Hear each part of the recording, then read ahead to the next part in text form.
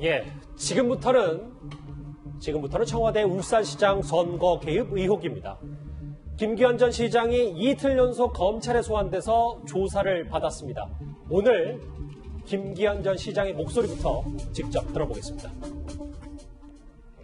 검찰에서 매우 상세하게 사실을 파악하고 있다는 것을 느꼈습니다. 또 관련된 증거 자료도 충분하게 확보하고 있다는 것을 조사받으면서 느낄 수가 있었습니다. 그 손바닥으로 하늘을 가릴 수 있겠습니까? 국민은 바보가 아니라는 말씀을 드립니다. 김기현 전 시장의 말을 한번 볼게요. 장혜차 평론가님. 물론 이것도 김 전 시장의 주장입니다만 검찰이 매우 상세하게 사실 파악하고 있다고 느꼈다.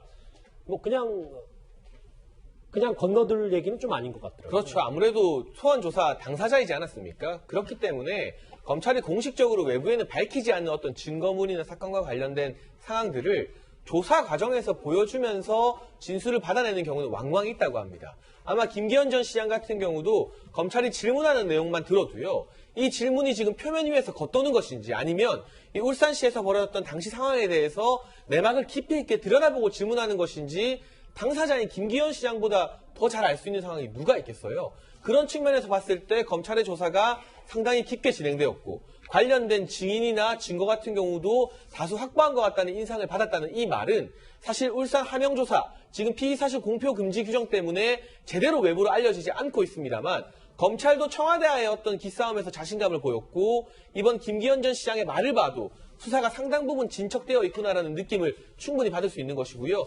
그에 대한 근거로 송병기 전 현 부시장에 대해서 압수수색 하자마자 바로 또 울산시에 관련된 공무원들도 소환 조사 다 진행하고 있다고 알려졌거든요. 그렇죠. 수사 속도가 우리가 생각하는 것보다는 훨씬 빠르게 진행되고 있다는 추측을 해도 저는 무리수가 아닐 것 같습니다.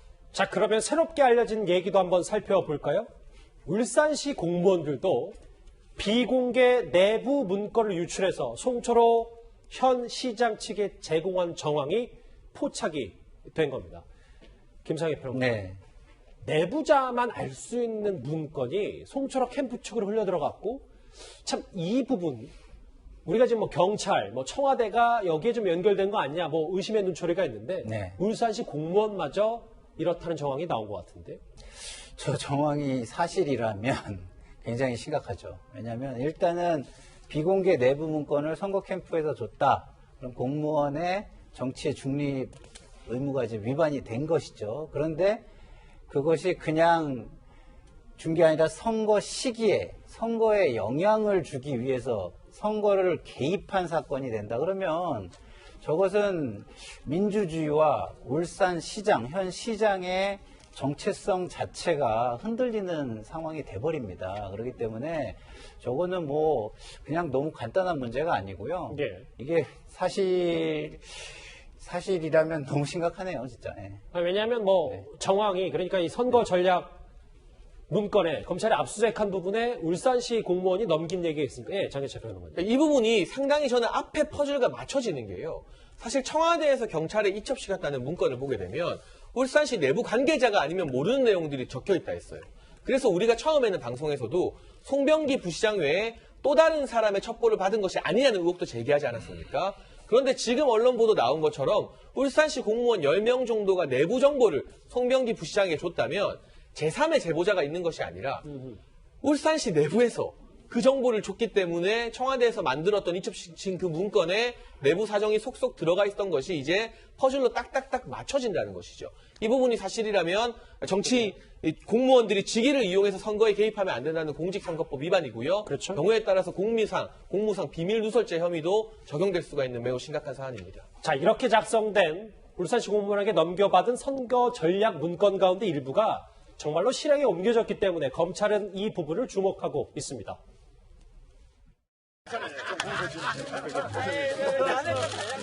결국은 여기 계시는 분들이 주장하는 거는 이거 자체가 이대로 대신 물 수위는 낮게 그렇게 유지하자라는 거예요. 그러니까 그 사실 식수로서의 기능은 거의 없어지는 겁니다. 네. 그때 그 물 부족분을 어떻게 할 거냐? 이거는 굉장히 의미가 있을 거라고. 하나도 없는 유일한 곳입니다. 말이 안 되죠? 울산 시민과 산재 노동자들이 최고 수준의 의료 서비스를 받을 수 있도록 공공병원 설립을 적극 추진하고 지원하겠습니다.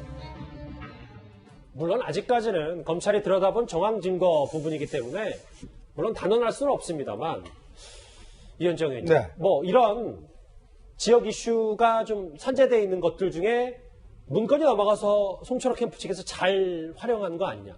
근데 울산시 공무원이 본인 직권으로 얼마나 큰 영향력이 있다고 이걸 바로 넘길 수는 없을 테고 네.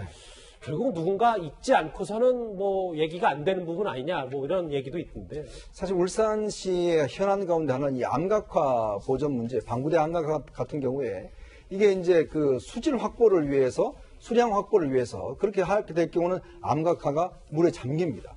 예를 들어서 물을 낮춰야 되니까요. 아까도 뭐 그 멘트에 나왔습니다만 이게 중요한 문제고요. 또 하나는 공공병원이 사실은 울산시만 없어요. 이게 왜 그러냐면 근로자가 굉장히 많음에도 불구하고 없기 때문에 올 1월 달에 울주군에 일단 공공병원을 2천억을 들여서 설립하기로 확정이 됐습니다. 그렇죠. 자, 굉장히 울산시에서는 중요한 이슈였어요. 근데 이거는 사실 어떤 면에서 보면 송철호 후보만 알고 있는 게 아닙니다.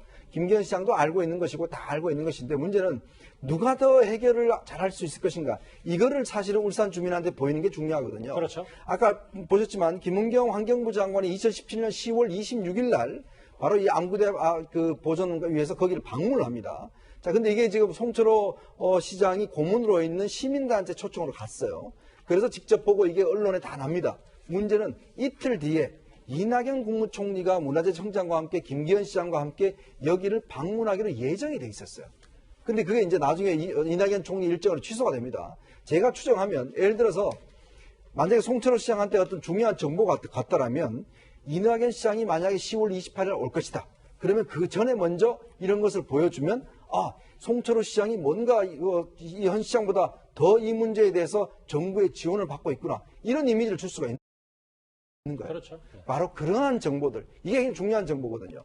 단지 뭐 안각화 보전, 공공병원선 이건 다 아는 거니까 문제는 그런 구체적인 내부 정보를 실제 어떤 면에서 보면 공무원들이 송철호 후보 측에 전달해 줬느냐, 이게 제일 관건이거든요. 아마 그런 것들 아마 검찰이 이제 좀 확보를 하고 자료를 통해서 확인될 수가 있을 겁니다. 정책 위반자들만 알 수 있는 부분이 송철호 캠프 흘러들어갔기 때문에 그 부분을 검찰도 유심히 들여다보고 있는 겁니다. 자, 이렇게 논란이 조금 더 커지면서 자유한국당 주광덕 의원은 결국 모든 의혹의 한가운데는 컨트롤타워인 청와대가 있는 거 아니냐 이렇게 주장을 했습니다. 청와대 내부 국정상황실, 민정수석실 등에 경찰 업무용 통합 포털 시스템인 폴렛이 설치돼서 운영되고 있습니다. 그런데 청와대 밖에 있는 창성동 본관에도 이 폴렛이 설치돼서 운영되고 있습니다. 폴렛에 포함되어 있는 메신저를 통해서 울산청에 수사하는 수사경찰관이 청와대에 파견 근무 중인 경찰관에게 수사 상황을 수시로 보고한 정황이 있습니다. 뭐 주장 그대로예요. 그러니까 김태현 변호사님, 청와대에 깔린 경찰 메신저로 뭐 실시간으로, 뭐 실시간이라는 표현은 뭐 야당에서 주장하는 거지만 수사 상황을 즉각적으로 보고를 받았다는 겁니다.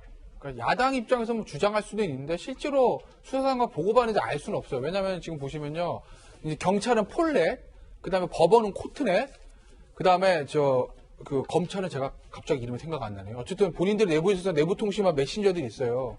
근데 이제 창성동 별관에 소위 말하는 백원우 전 민정비서관의 백원우 특감반이다. 뭐 이제 속칭 백원우 별동다 이런 사람들이 와 있다는 거 아니에요? 6명이? 그 중에 이제 두 사람이, 한 사람은 검찰 출신 돌아가신 분이고 또 한 번 경찰 출신이잖아요. 검찰 출신은 원래 검찰에 적을 두고 있다가 파견된 거기 때문에 검찰 동료들하고 소통하기 위해서 메신저 깔았을 겁니다. 경찰 출신도 경찰 메신저 폴렛이라는 거 당연히 깔았을 거예요. 근데 깐 거 자체를 문제 삼으면 안 돼요. 왜냐하면 검찰, 경찰에서 파견 온 사람들이니까 완전히 사표를 내고 온 게 아니라 그럴 수 있죠. 당연히 할 수 있는 거죠. 그러니까 그 깔린 거를 가지고 거기서 경찰 수사 상황을 보고 받았느냐 주고 받았냐는 아직 알 수는 없어요. 그럴 가능성을 배제할 수는 없지만 그 경찰 메신저가 창성동 별관에 깔려 있기 때문에, 왜냐면 경찰 출신 특감반에 근무하고 있었잖아요. 그 컴퓨터에 깔려 있었기 때문에 무조건 경찰 수소 상황을 보고받았을 것이다. 이렇게 단정적으로 말은 할 수는 없어요. 다만 뭐 야당 입장에서 의혹은 제기할 수는 있으나 단정적으로 말할 수 있는 것은 아니다라는 거죠. 메신저 하나 깔려 있다는 것만 가지고는. 야당은 뭐 여기서 한 발 더 나가서 송철호 시장의 단독 공천을 위해서 임종석 비서실장과 조국 당시 민정수석이 만난 거 아니냐, 뭐 함께 만난 거 아니냐, 뭐 이런 의혹까지 제기했는데요. 정말 이 의혹이 사실인지 아니면 야당이 무리한 의혹 제기인지 저희도 한번 잘 지켜보도록 하겠습니다.